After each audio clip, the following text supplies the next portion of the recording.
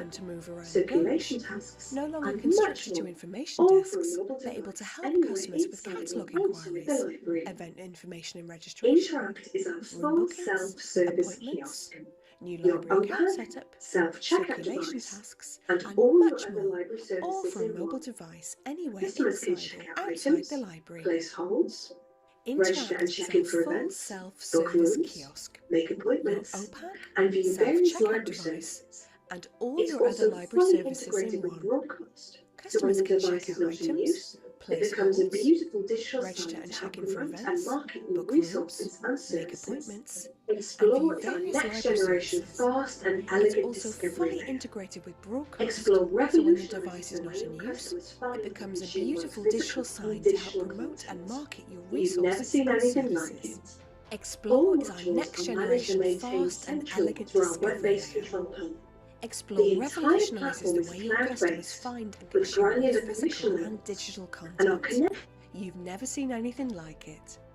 All modules are managed and maintained centrally through our web-based control panel. The entire platform is cloud-based, with granular permission levels, and our connection engine allows you to pull please use data the out Contact and Us pull form in on our and use that website. data across the whole Hey, platform. well, that was Thank a you for great taking the video. time to It's learn about actually what very, Communico very can do for similar to you. the demo If that you we have any watched. questions, And next slide. Great. Communico actually has designed a number of library websites. Some of their customers include Sacramento, Solano County, Queens, Las Vegas, New Orleans, and Salt Lake City. So 2 modules, also the products that we've purchased. We've entered into an initial 3-year contract with Communico. Here's a list of products that we've purchased. The first one is Communico Core, which is the platform that controls our website. Then we have Attend, which is for the calendar that shows all the programs and events. We also purchased Reserve, which is the new meeting room reservation system. We also have Schedule, which is scheduling appointments with a librarian or other library services. Broadcast, which is the rotating digital signage for advertising at our branches. It's at Big TV. And then the last final 2 products we purchased is the new mobile app called Connect.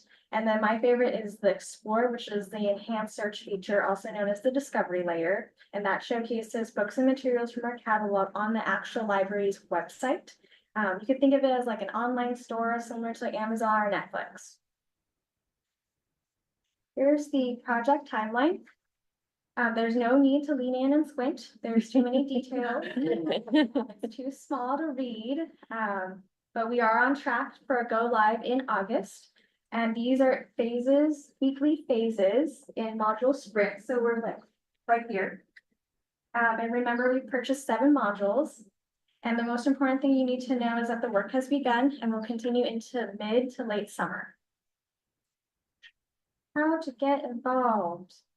So once we have the website about 80% of the way done, structure-wise, and the behind-the-scenes crew have done testing and staff training July-ish, the library will begin putting out messaging alerts on our existing website, similar to the pink banner message that says that we're closed, or there's a holiday. They'll be on specific pages, for example, like the meeting room page. It'll say that, hey, did you know the library's updating the site? This page might change a little bit. We're also thinking about doing little teasers or promotional ads through our social media channels, newsletters, and other communication outlets. The teasers will be screenshots of potential new pages. You may actually have noticed them in my slide deck today. Here, just enough to get patrons excited and to get the message across. Once we get to 90% of the way done, we'll slowly start incorporating and soliciting for feedback and input from the commission and the friends and the general public. So please expect an email from us in a couple of months with the survey link to the piloted test site. But how you can get involved right now or starting tomorrow, we would love it if the commission can be our website migration cheerleader or ambassador to help us spread the message and share this exciting news that we're getting a new library website. Thank you, and that concludes my presentation update, and I'm happy to answer any questions. Yes. Thank you, Jennifer. This is super exciting. So I live on my mobile app Yes. for the library, so that is going to change, I'm assuming, and how significantly will it change? It will be towards the end of the project. Okay. It's going to be beautiful and easy to navigate. I'm sure you won't have any issues with it since you're already familiar with our app. It's going to be better. Great, thank you. So does that mean this one will kind of go away and we'll need to download a new one or something Yes. like that? Okay. And I'm just curious about, since it is a company that is managing it, about any privacy concerns? Are there any, you know, like, I know that the library in the past has been, the Santa Cruz Public Library has been really great about privacy, deleting data, things like that. So with the app and with just the new system, is it going to have the same? It's gonna probably have more security features and enhancements to protect data leaks and breaches. Probably a lot more than what we currently do in-house that is managed by library staff. This is a team of professionals and they've been doing this for a long time. It's great with Communico because out of all the other vendors, we actually demoed, there's 6 vendors that submitted bids, 5 of them, 1 withdrew, so we demoed 5 of them. And this one came up on top. They had a lot of information and a lot of features that we don't currently have the capability or staff capacity to do all these protections. So it's not an issue of concern. If anything, it's way better. Okay, great. One of the things that we're, that helps sway it is kind of all the same company that it is kind of a suite of controlled things. And right now our app is from a different vendor and our website is homegrown. So it's kind of kludgy, making sure that the data is controlled behind the scenes for us right now. So it should make it smoother. Yeah. We're incorporating a bunch of third-party products in our existing website right now to make it work. Communico is actually all encompass everything in one, like our meeting rooms, the signage, the what other one? The calendar. It's Yeah. all from the same vendor, which our existing one is from another vendor and some other vendor who does our app. So it gets a little hectic for the IT staff to manage potential problems. Does Communico stay on as consultant during the 3-year period? So you guys Yes. have people to talk to when things don't Absolutely. work as hoped? Yes, they are very available. We actually have a project manager from Communico that's working with us, very hands-on. And then after that, we have a customer service manager who's like the account manager. So if we have any issues, we're gonna hold them to it because we're paying a pretty penny for it. So we expect to have really great service.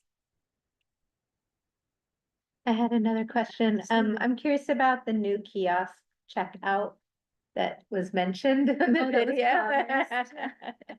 promised. So that you're not doing that. Not in this initial. Okay. not I in this I tier. would, I'm curious about the upgrade. I know it costs money, but just for the future. Okay, thank you. Thank you so Thank you, much. Jennifer. Were there any questions or comments? There are no questions. Okay, all right, that's great. Great. Thanks again. So now we have the AI libraries and artificial intelligence presentation.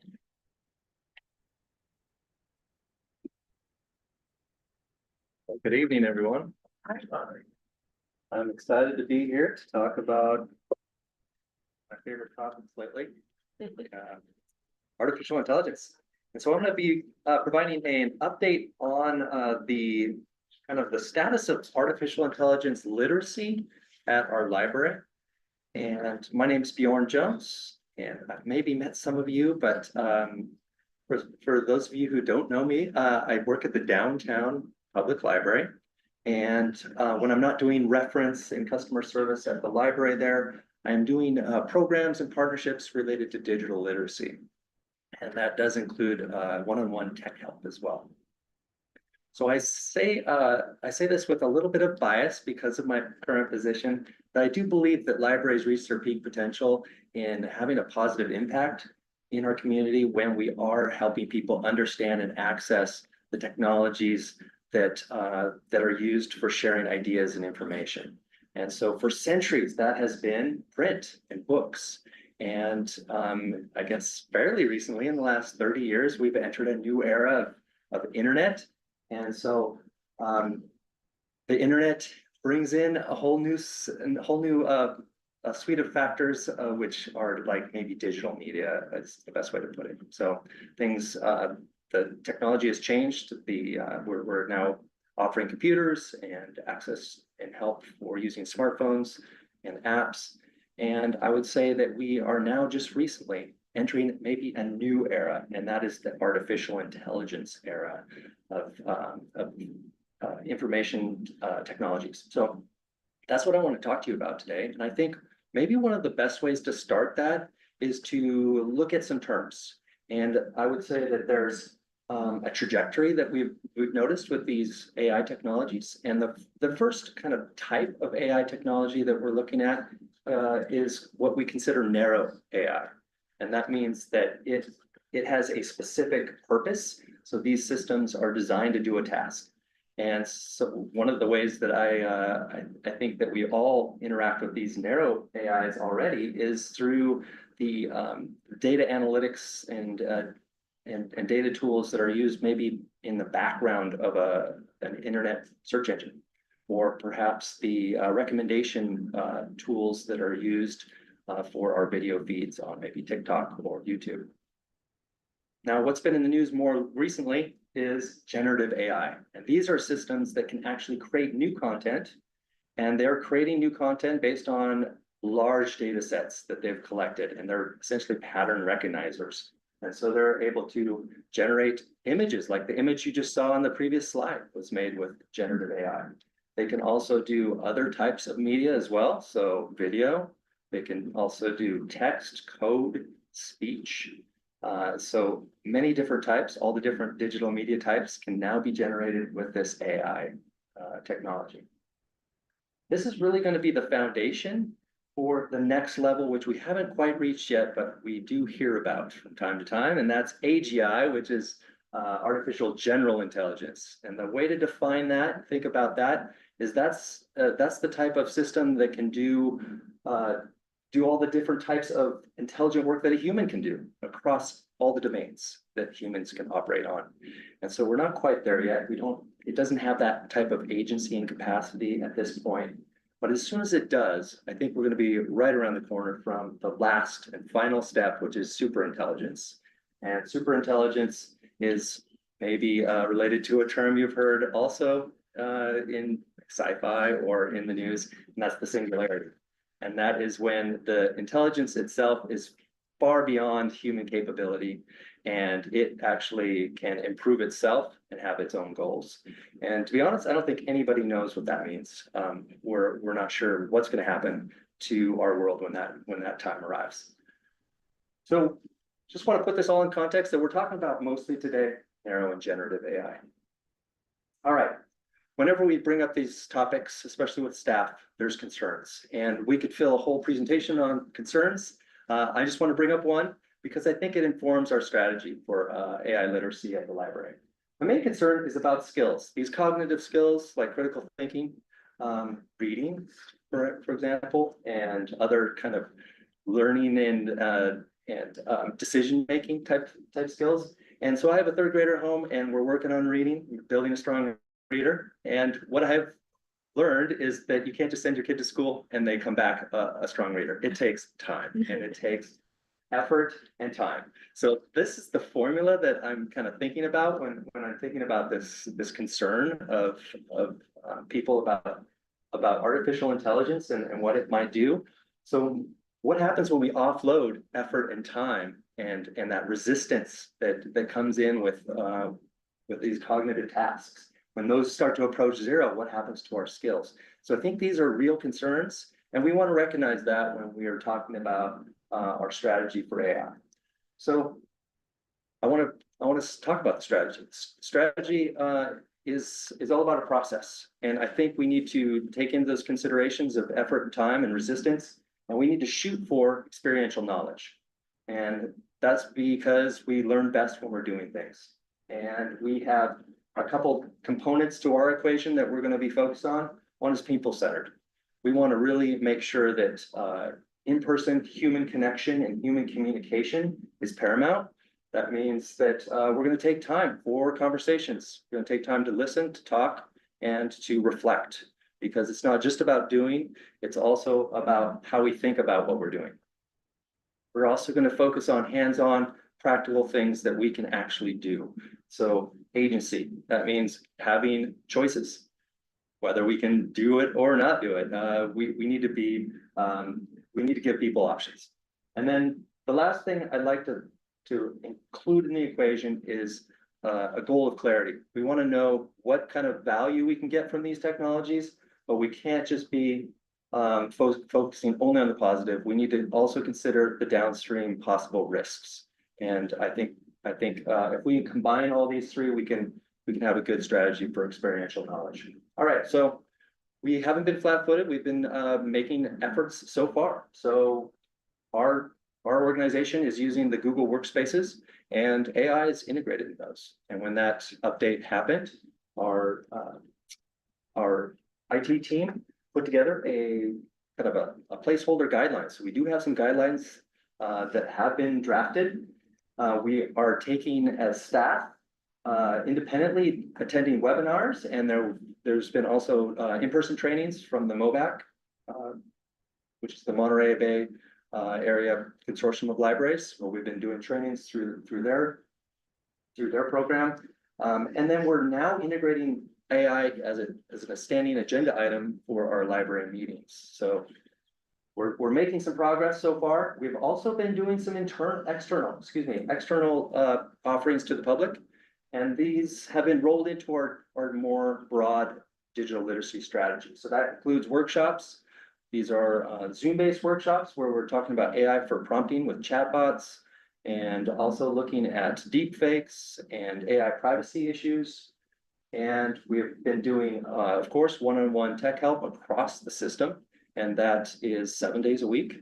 And so when people come in with AI questions, they can schedule time with one of our librarian staff. And these have been really a great opportunity for actually demonstrating the AI in use, because we're using the AI as a tech helper. So it is one of the tools in our toolkit for helping people. So that's been good. We've also been partnering with local organizations to provide discussion meetups, so the community can have a chance to talk about these issues and learn with each other and demo the different tools that are coming out.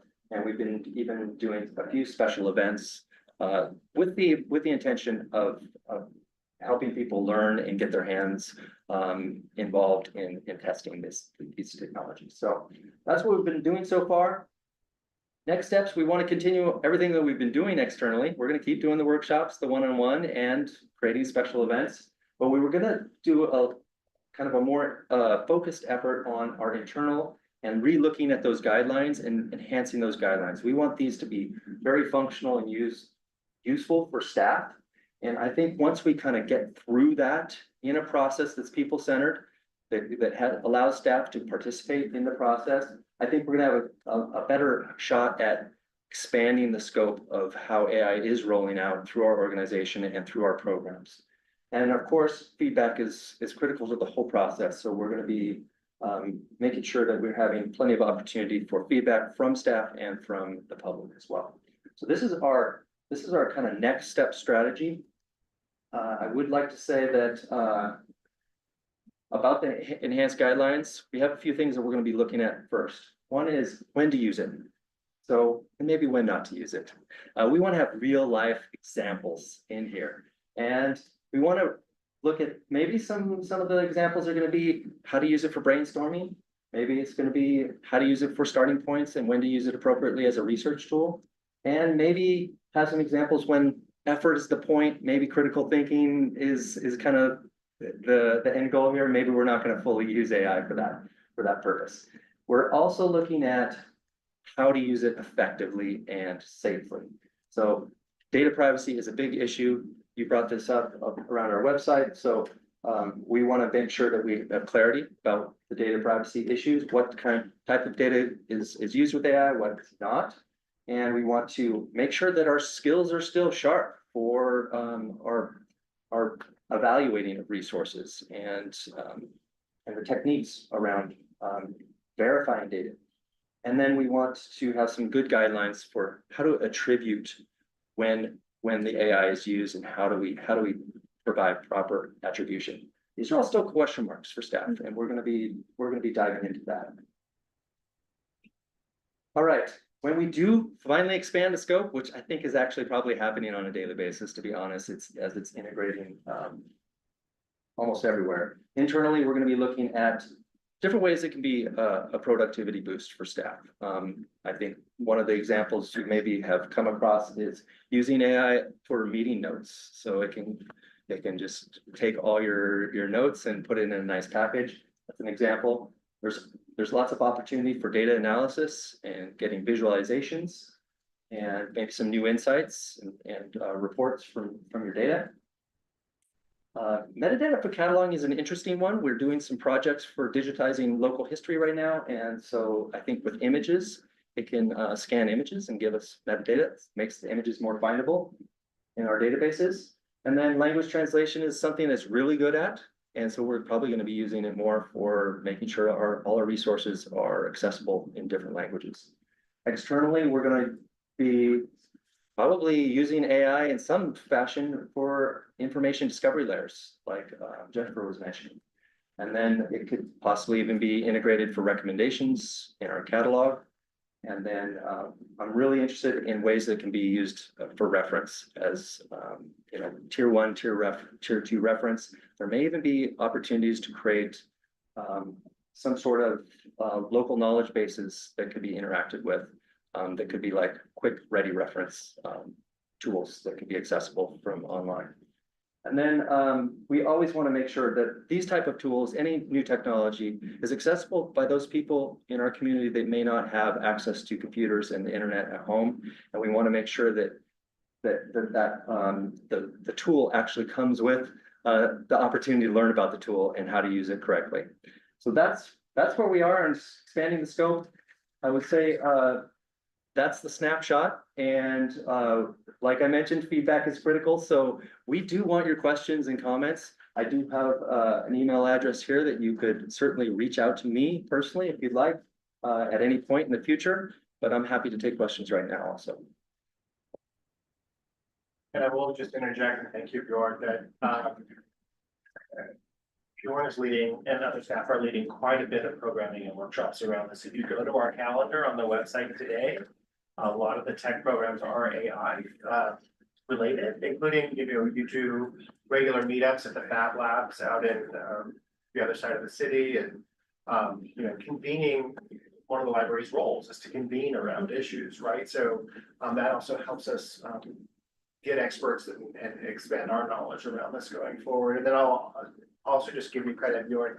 The state library has been working with all types of libraries around the state this last year on a special project to help libraries answer this question for themselves. The county has guidelines for how county staff should use AI. The city has finished theirs, the city of Santa Cruz at least.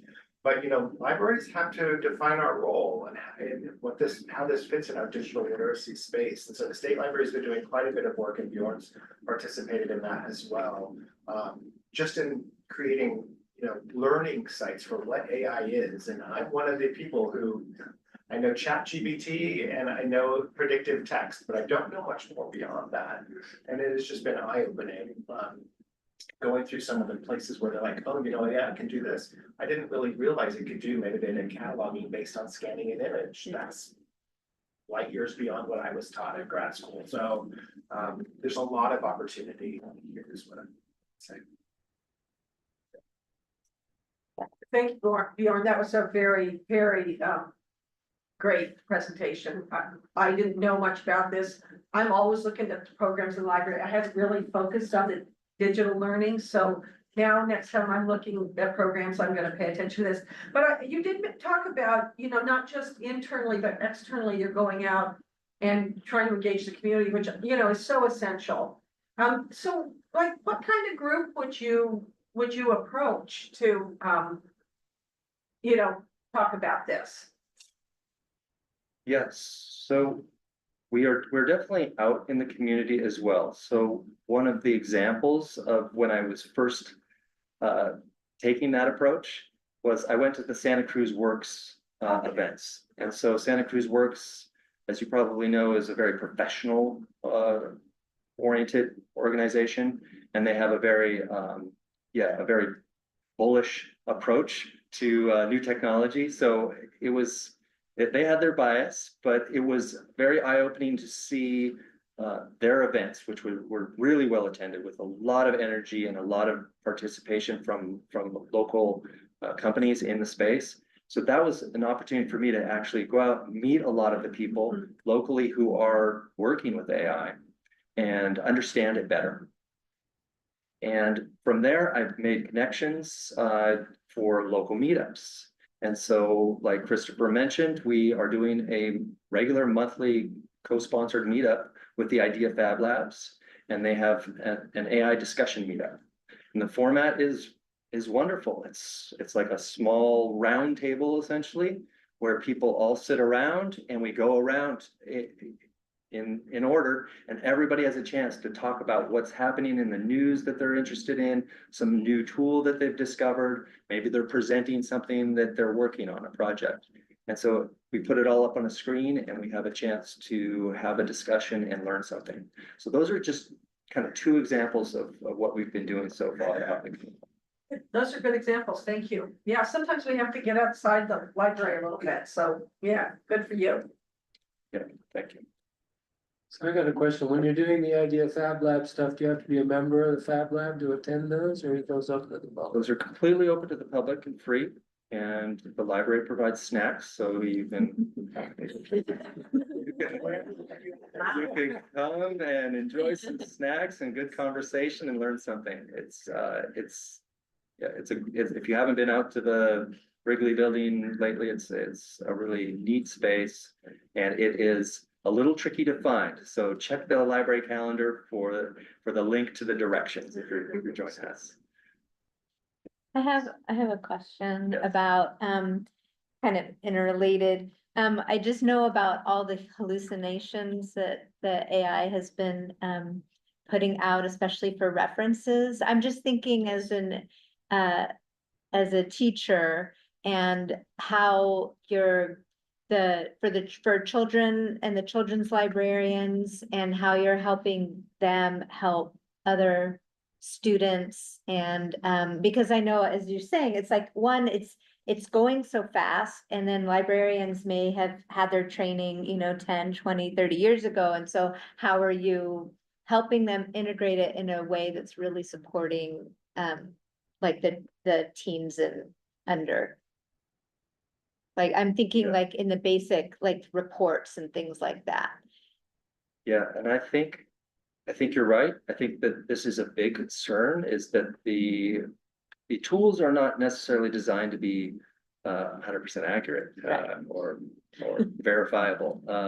They are putting together patterns of information based off these huge data sets, and so they make mistakes, and they are also biased themselves to please the user. They want to give people a quick result, and maybe it's not always accurate.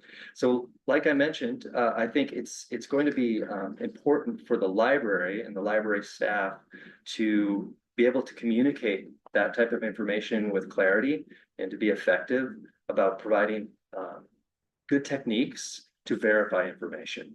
So especially when it matters, if it's going into a report or maybe a school assignment, we're going to want to help students and teachers with the process of going out and verifying information, doing proper attribution, all that stuff that we normally would with any research project. Does that answer your question? Well, I'm just curious how it just seems very difficult as an educator and as a children's librarian where kids are coming to the library for support on their resources. And so I'm just curious how the library can, like, it just seems like a really big ask for the children's librarians to stay on top of this, and to understand how to be as helpful as possible, to use the tools, but also to be skeptical of the tools simultaneously in every, quick interaction that they're having. So I don't know, it just seems very, like, I'm admiring what you're doing. It just seems very big what you're doing in this particular context. It is a big ask. We're in a new era. Like I mentioned at the beginning of the presentation, I think this is a new era. It's like potentially like the era from moving from print books and card catalogs to internet and Google. I mean, these were big adjustments. They're not gonna happen instantly. We are going to have to try to phase them in, and we're starting with guidelines, and we hope that like if we have very specific examples within our guidelines, that can help lead the conversation with staff of how we can properly and effectively have those type of conversations. And it's probably going to be one-on-one with the kids, you know, like as you're helping somebody with a research project, you know, you're going to have that conversation about AI and what it can do well and what it can't do well and how to use it effectively. And I think as well, what will be an important component of this specific example is our relationships with the schools and the educators that we have, right? Because they will have standards as well that they are communicating, and our role is really to complement those standards and reinforce those. And so they should be helping inform us and help us set our own boundaries for what we expect from our staff in this too. I think it's a very important. I don't know, Charlotte, you have anything to say? Yeah, I would say that the AI and ChatGPT is probably teachers' #1 nightmare and concern at this moment, where most of them don't have the capacity to really understand what it is, what it means, and how easy it is for children to not have to do the work. And so they're kind of struggling with modalities to like find ways to like insert things into their instructions so they can tell if they've been cheating or not. And so I honestly think if you did a seminar over the summer targeted for teachers to explain to them, to explain AI to them, that it would like go back, you know, leaps and bounds for like all educators in the valley. Yeah. Really help people. Yeah, it is. That is one of the things you brought up in one of your examples, is there, but when not to use AI, it's when, you know, when it needs to be a critical thinking exercise and not unfast. Yeah, they're supposed to use it to access information, not to replace their thoughts about the information, and I think that's the communication piece that's often missing in communicating with children. It's like, yes, it can give you the answer, but the whole point you're supposed to generate. the answer. Yeah, confirm the answer. So I think that's the loop that's often missing. So that, to your point, that's when they find the fallacies or whatever. Yeah. Yeah, I was gonna ask what resources you use for verification. You go back to the internet, which itself has flaws, and maybe it's the schools who will have that answer, the teachers who will have that answer, but maybe not. Well, I think also that's some of the work the state library was leading on this project, which by the way was IMLS funded, so let's hope it continues to happen. Because for the state library, they can bring together public librarians, academic librarians, school librarians, and legal librarians. Those are all represented in this project. So then we kind of inform each other, you know, on our respective scopes. I mean, the resources to verify, like say a result from a chatbot would be just like using any normal search engine or database. So you would have to just go at it a different way to make sure you're finding the actual resource. And now a lot of these chatbots are putting their references in there as little link outs. And so they're not always the best is the problem. So what we would want to do is say, okay, this is one example, but let's parallel this query and go out on and try a different resource and see if we can get a better one or supplement it with more. Exactly. So it could be just an opportunity really to get back in front of students and teachers to say, hey, the library does have you know, sources that are valid and yeah, good quality.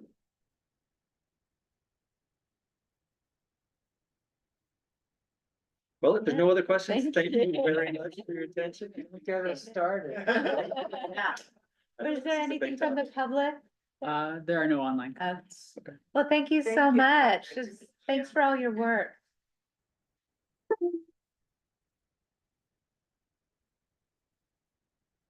Okay, and now we get to move on to C, the new child protection policy.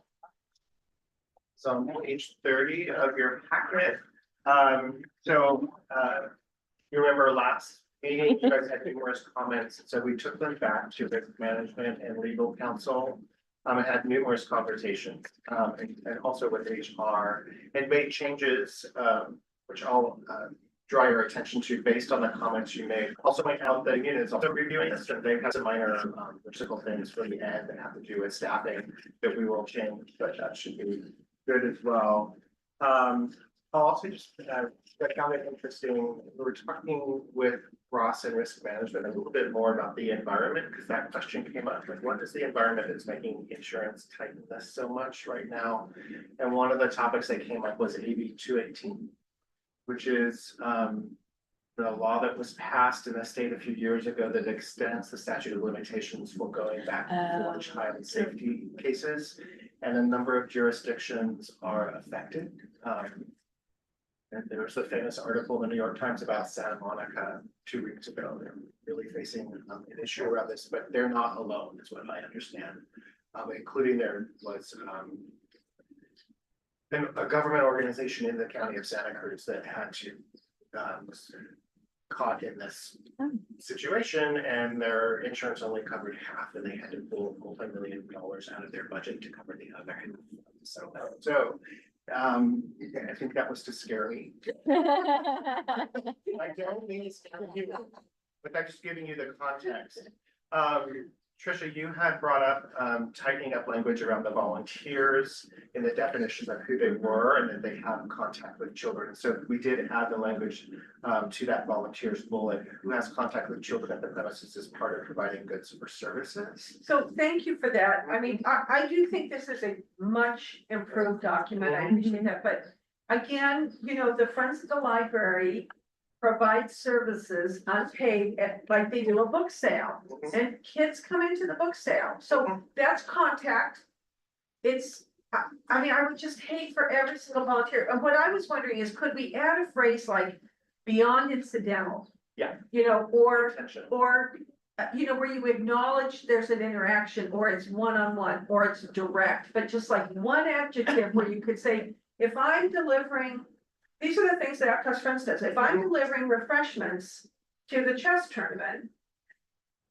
Yeah, that's not you, yeah. Right, so I don't want, oh, well, I haven't been fingerprinted, I don't have to do that. You know, yeah, You know, that's so not it always the falls on three people, so that's what I would love to see, is just, I mean, if you're working with kids, absolutely, I honor the intent behind this, but I would just hate for it to just be like a volunteer. You know, no one can help with the book sale because only 2 people got fingerprinted. Got it. So again, I think it could be an adjective or a phrase, but other than that, I mean, I do appreciate the work done on it. Thank you. Terrific. 2 other highlights. Rena, you had brought up issues with that might the bullet point that might be construed, you know, Heather has 2 mommies or a book. The issue. So we understood that and conversations with risk management and legal, really what there were issues, like they don't want someone with their phone showing kids stuff. And so we replaced that with something that says exactly that. Personal phones, personal tablets, or other personal devices that can access the internet and or display photos, videos should not be shared directly with children without prior permission from the designated staff.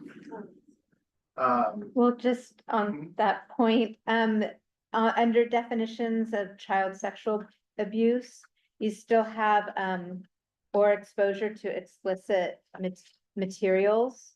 And I'm wondering if you can take that out. Because. Can we say something that refers to what would be happening on these devices? Well, it's just that, it just says including but not limited to molestation or exploitation. I mean, does that cover it? It's just when you talk about exposure to explicit materials, that's, you know, 2 guys kissing in some people's minds. And we're talking about 17 and under. It's just, I just don't want any language like that in here at all of what explicit materials is impossible to define. But, you know, molestation and exploitation, I think, are more legal terms. Okay. I think we could probably do that. Okay. Thank you. Yeah, and then in the last bullet, Timothy, you had brought this question up about clarifying transporting a child in a personal company or library. So we added language there. Excellent. Yeah, this is vastly improved. It's vastly improved. Thank you. It's obvious that work that I know that went into this. So, would you be willing to endorse it, you know, contingent on those changes or? Yeah, we're asking for two For two changes. amendments to this. Because Yeah. we really need to push this through to get to the JPA on June 5th. Yeah. Because we have No, to get our yeah. insurance. So what was yours, that phrase beyond incidental, was that the I mean, specific? I'm not wedded to that, but something like that, Let me- something that is, That's council. yeah, something that is, it could be direct. It could be, one-on-one, but that there is an interaction. It's not just I walked by you and you grabbed a cookie off or I sold you a book. Understood. Yeah. I would be willing to move approval of this with two amendments. One is a phrase on contact and one is Rena's suggestion to remove explicit. So is that a motion? Yeah. Second. Do we need a minute for further discussion on the motion? Okay, are we ready to vote? Do we need to take public comment before we? Oh, yeah, is there any? There aren't any Okay. comments online. So I think we're ready to vote. Okay, so all in favor? Aye. Are there any opposed? Thank you. All right. Thank you. Yeah, Thank you very much for thanks doing for this. all the staff work on that. I believe it. But it could not be more important. Yeah, absolutely. Yeah. Okay. Okay. So now we have the draft library operating budget proposal. So I understand this comes to this commission every year as well. Mhm. We've had the first budget meeting with the LJPA in earlier this month. And then it comes back on June 5th. There are some things I want to highlight from this budget. One is that the JPA is still in their subcommittee finalizing the measure of effort formulas and the which formula they're going to use for the support services that the city of Santa Cruz charges for HR and finance support. They have options, and those will be baked in when they make those choices. They know they have a deadline. Christopher needs to sleep at night.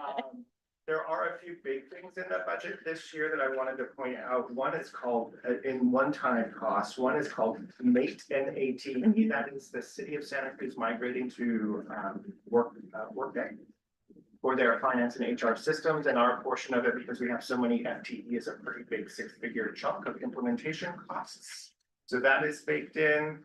The board asked us to bring back a proposal to spend around $250,000 in e-content this year from the unallocated fund balance. So we have a presentation that will be coming to them on June 6th for that, because 46% of our search last year was digital. And so we want to make sure, even with the state cuts to the shared digital collection, that we're still offering as much as we can there.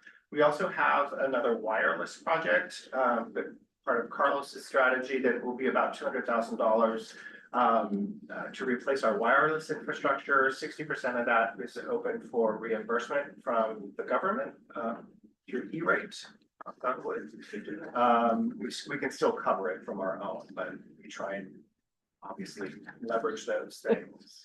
And then another thing that the board asked at the last meeting to bring to the June 5th meeting, and I know this is an issue that has come up previous years, is to look at Sunday service again in additional locations. So we are bringing back a presentation that will offer additional Sunday service, additional weekday hours, and additional resources for outreach. This is outreach is something that doesn't necessarily get a whole lot of attention when we talk about budget in hours, but it's really important. Currently, our bookmobile only goes out 3 to 4 days a week, and it could go out 4 days during the week and reach further out in the county. Yeah, If we have those outreach hours. So they will have kind of a menu of options to choose from on there. The thought is that those additional options really are benefiting the LFA, Library Finance Authority locations, rather than the city of Santa Cruz. So that may come direct, or maybe funded directly from the LFA there.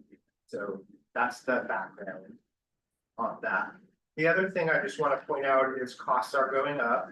So utilities went up this year, partially because all the places are open for the first full year, and we added the annex. So that brings its own sense of utilities. Janitorial services are gone up.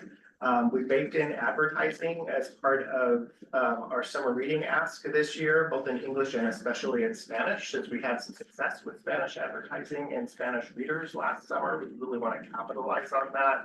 And then also just like the cost of performers and contractors and stuff that help us deliver programs like summer reading is also going up. So we increased those costs as well. Those are some of the bigger changes. And I'm happy to answer any questions. If I can't answer the question today, I will write it down and get you an answer. We had a number of questions that came in regarding Live Oak, and specifically the annex. Could address those. Oh, sure. Thank you. Thank you, Charlotte. Posted on that. Live Oak is, I think one of the questions was, it's not its own call out on the org chart, and that's intentional because it's not a dedicated staff location.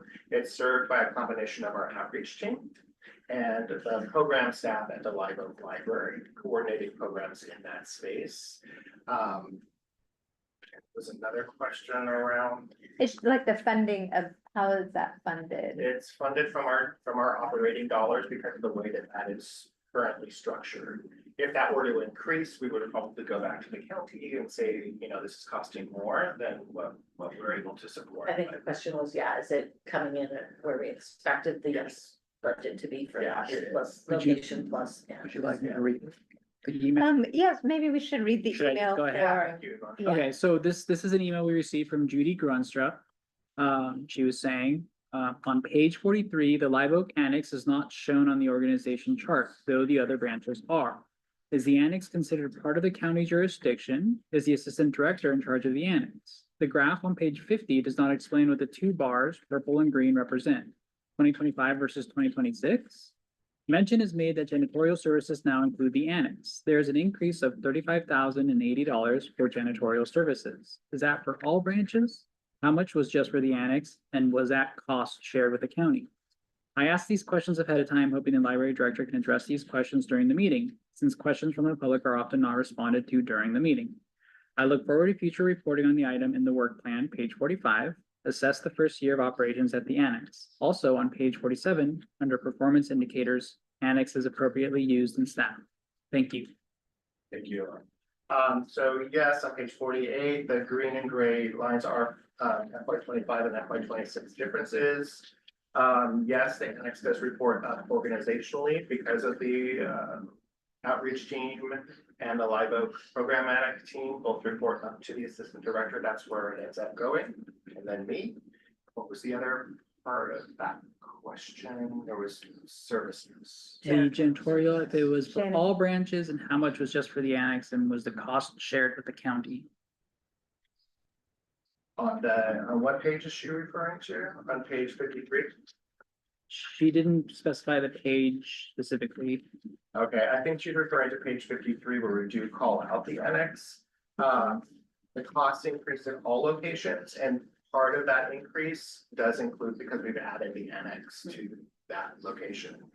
And then in terms of the assessment of the first year at the annex, we're scheduling that with HR to do the union walkthrough, which is our MOU with the union is also coming due on that. So we will be assessing that within the next month for that. I can say anecdotally, it's overwhelmingly successful in terms of those meeting rooms and the programming rooms getting used. They're used constantly. Not so sure about the collection. There's a small self-serve collection that's there. We're looking at those numbers, but that may not be the draw, right? It really is the space that needs to be there. I think I covered all those questions. Thank you, Charlotte. Could you, educate me a little bit about the, planning to use 2.6 million from the uncommitted fund balance? Clarify how much is in that balance and what happens when that balance goes away? Yeah, so currently, if you look at page 50.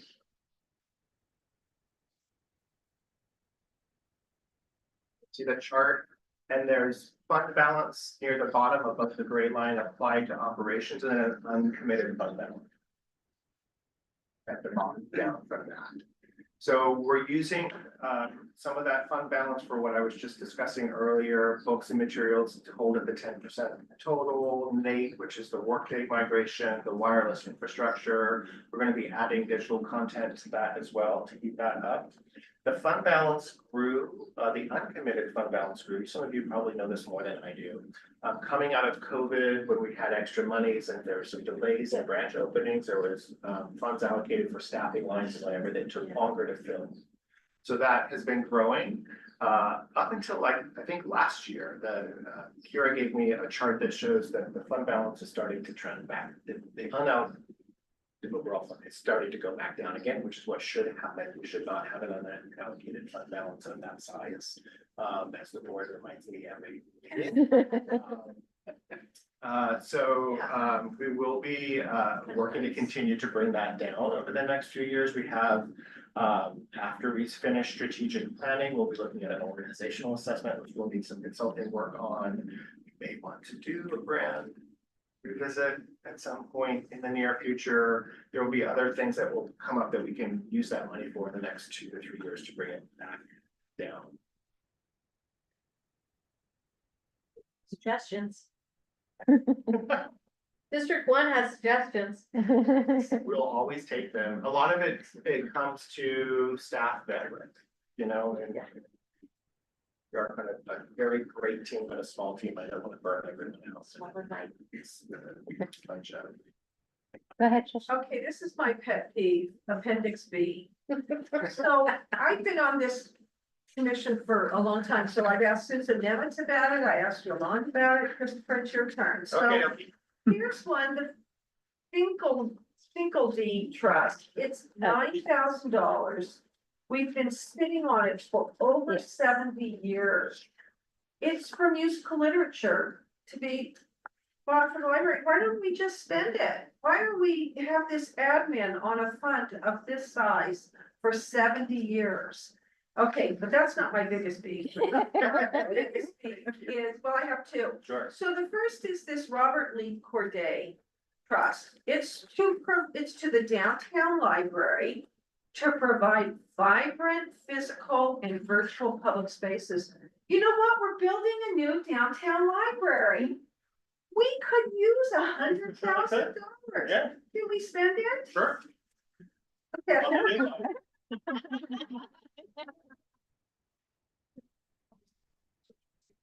Okay, the other one is McCaskill Trust, which is for local history. We've been holding it for 40 years. It's $230,000 and we're doing a local library, local history room in the new downtown library.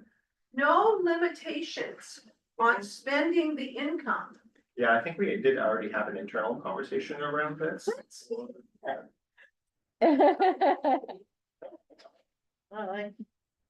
This is exciting. About this next year. Yeah, maybe. I mean, we're working with volunteers right now for digitizing a lot of the clippings files and everything that are up on the second floor in the back of the library. And I think we're talking about could we hire someone to come in and speed that work up? Yeah, I was thinking, wouldn't it be cool if we called the local history room, The McCaskill room? the McCaskill room, There. family room? Anyway, I think, You haven't sold that? All right. I don't think so. In other words, note to self, make your endowment to the library easier on the library. No, if they made it more difficult, or if, the county staff has made it more difficult, but we should definitely get to the bottom of it, because I feel like we should spend money when it's important to spend money, and like, here's the chance of a generation. Sure. To be, you know, to spend this money on exactly what these people want to Yeah. spend. Well done. Yeah. Okay. Yeah, that's great. Good note. I have two questions for you. The first is on the wireless. It says retrofit, and I know it's wireless and not wired, but is that something that, I'm just curious why we need to do it? Like, did we miss something while we were creating the new libraries, and can we not make that mistake downtown if so? Making a note to ask Carlos for the appropriate answer. The short answer is the structure that we installed is already out of date. We get a lot of volume in this every day, and so this is really to bring the structure up to date, is the way I understand it, but I'll get a more defined answer. Okay, I'm just curious, especially because for downtown is like, I know with the HVAC, maybe if we had thought in advance, we could have maybe made some different decisions. So if this is one of those kind of things, for us to know Yeah, now, I don't know. I will find out Okay. a better answer. And then my other question is, I know before, we have talked a lot about the temporary employees. And I know there was an effort to bring those down and make them not to rely on the temporary employees. And I couldn't really figure it out what is going on with that and how you're approaching it.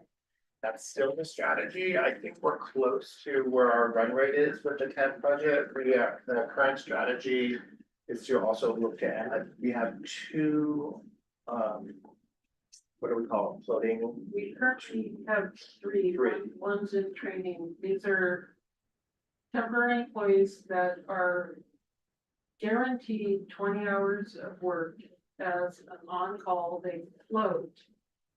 That allows the library to direct them to where they're most needed rather than a standard on-call. It's where they want to work, when they want to work. It's not always beneficial for us to staff, and I'm not picking on LaSelva, but LaSelva, rather than filling a critical need that might be here at Capitola. Right. And so we do have 3 currently. And we increased the number of on-call librarians to pick up the shifts at downtown, which is our only location that has reference desks in both the adult and children's area. And to cover programming if a librarian at a branch is out sick or on vacation, as it happens. We're at a fairly good balance right now. What has been happening is our on-call floaters, because we know who they are and they know our system, when they interview very, very well and often get hired. And then we bring someone else on and continue to train. We're doing well. So it's a mix of those resources, because they're 20 hours a week, and then we do still have temps that we use. We have about 6 who are simply on call, that's all they do. And then all of our part-time LA2 staff can become on calls. And most of them do it. They tend to pick up the shifts at the branches where they currently work. So we're. As an additional. In addition to what they're having. And so I feel like I should have some wood, so I could not, but we've been doing rather well lately with getting everything done. Right.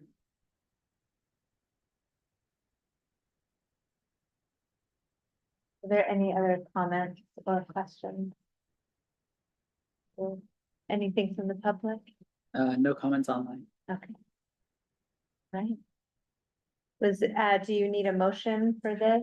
Yeah.